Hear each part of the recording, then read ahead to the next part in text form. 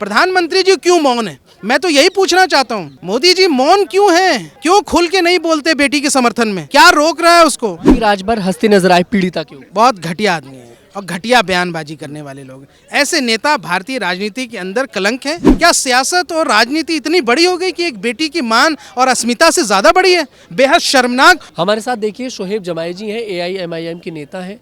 Sir, किस रूप से देखते हैं आज बड़ी जीत इस मामले में देखने को मिल रही है उन्नाव केस में? बेशक एक न्याय की बहुत बड़ी उम्मीद जगी है और धन्यवाद सुप्रीम कोर्ट का। और हम आशा करते हैं, हमारी पार्टी भी आशा करती है कि इस बिटिया को न्याय मिलेगा। और जिस तरह के हालात आपने देखे कि बेटी के चेहरे पे वो जो एक उम्मीद की किरण जग रही है, तो आज तो मैंने देखा और उनकी माँ से बातचीत की। मैंने बैरिस्टर असदुद्दीन ओवैसी साहब का और पार्टी का पैगाम उनकी माँ को पहुँचाया और बताया कि किस तरीके से हम उनके साथ खड़े इस न्यायिक संघर्ष में। एक मोरल सपोर्ट भी होना चाहिए, ये हिम्मत भी देना एक बड़ी बात है। जहाँ आप देखते हैं कि कुछ लोग जंतर मंतर पे कल इनके विरोध में खड़े हो गए थे। कोई बीजेपी का नेता आकर के पार्टी का नाराबाजी करने लगा था, उससे पूछा गया तो कहता मुझे नहीं मालूम था यहाँ पीड़िता है। तो भाई तुम क्या करने आए हो फिर? तो ऐसी हरकत जब हो रही है तो MIM पार्टी अपनी जिम्मेदारी समझते हुए एक मोरल सपोर्ट देने के लिए उनको आई थी। और मुझे ये जो आज जो जजमेंट आया इससे बहुत उम्मीद जगी है और वाकई में कम से कम एक रोशनी दिख रही है। जिस तरीके से निचली अदालतों ने उन तमाम चीज़ों को ताक में रख करके, उन संवेदनशीलता को ताक में रख करके जैसे फैसले दिए थे, कम से कम उनके खिलाफ जो है इस तरह का जजमेंट आना ये बहुत बड़ी बात है। सर, बीजेपी नेता ब्रजभूषण शरण सिंह की तरफ से एक बयान आया, ड्रामेबाजी शब्द जैसे का इस्तेमाल करा गया पीड़िता के लिए और सेंगर का बिल्कुल सपोर्ट कर रहे हैं। बेहद शर्मनाक। ब्रजभूषण शरण सिंह को आज यहाँ सुप्रीम कोर्ट आना चाहिए था और यहाँ उनकी माँ से मिलना चाहिए था, उस पीड़िता से मिलना चाहिए और पूछना चाहिए था।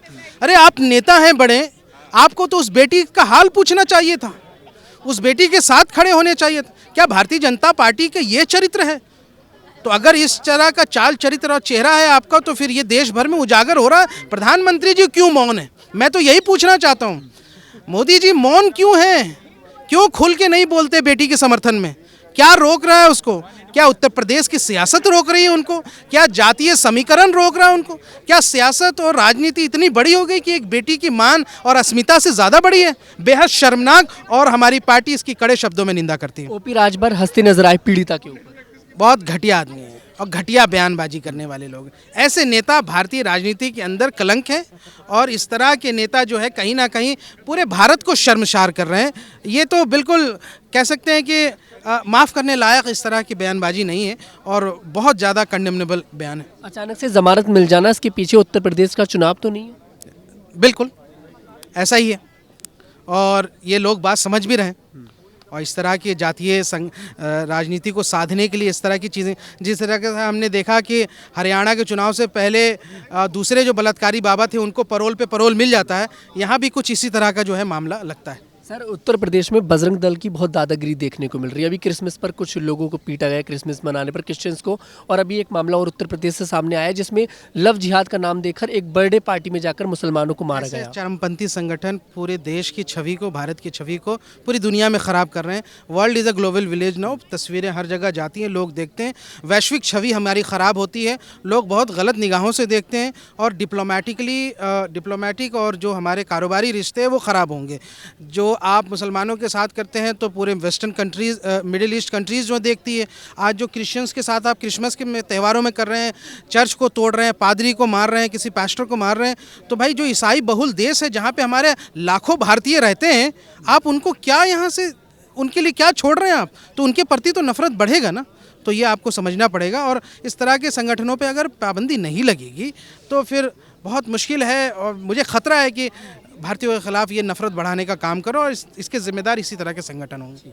हमारे साथ शोहेब जमाई जी थे, तमाम मुद्दों पर देखिए बातचीत करी है और पीड़िता की मां से भी इन्होंने बातचीत करी और उन्हें पूरी सांत्वना दी है कि हम आपके साथ हैं और आखिर तक आप लोगों के साथ खड़े रहेंगे। मैं तनुज दीक्षित, कैमरामैन ब्रिज किशोर के साथ। Yes ma'am. मैम, कैसे देखती हैं आज जो सुनवाई हुई है, सुप्रीम कोर्ट का फैसला आया है, इसे बड़ी जीत के रूप में देख रही हैं? जी, सत्यमेव जयते। मैं तो इसको इस तरह से देख रही हूँ, लड़ाई तो सच की थी और सच की जीत हुई है और मैं बहुत खुश हूँ कि इस बार सुप्रीम कोर्ट ने सेंसिटिविटी से इसको हैंडल किया है और बहुत अच्छी अच्छी दलीलें देकर इस ऑर्डर को खारिज किया। बहुत ज़रूरी था और I am thankful to media, I am thankful to you and Supreme Court for this same. आप शुरुआत से इस केस के साथ देखिए लगी रही हैं, लेकिन कुछ पॉलिटिकल नेता हैं बड़े बड़े, वो इसे ड्रामेबाजी बता रहे हैं। जैसे ब्रजभूषण शरण सिंह, उन्होंने ड्रामे जैसे शब्द का इस्तेमाल करा है पीड़िता के लिए। मैं उनकी बात पे तवज्जो ही नहीं देना चाहती हूँ। जो खुद एक इस तरह के केस में आरोपी है और उसके बावजूद भी बच जा रहा है बाहुबल से, वो डेफिनेटली प्रोटेक्ट करेगा।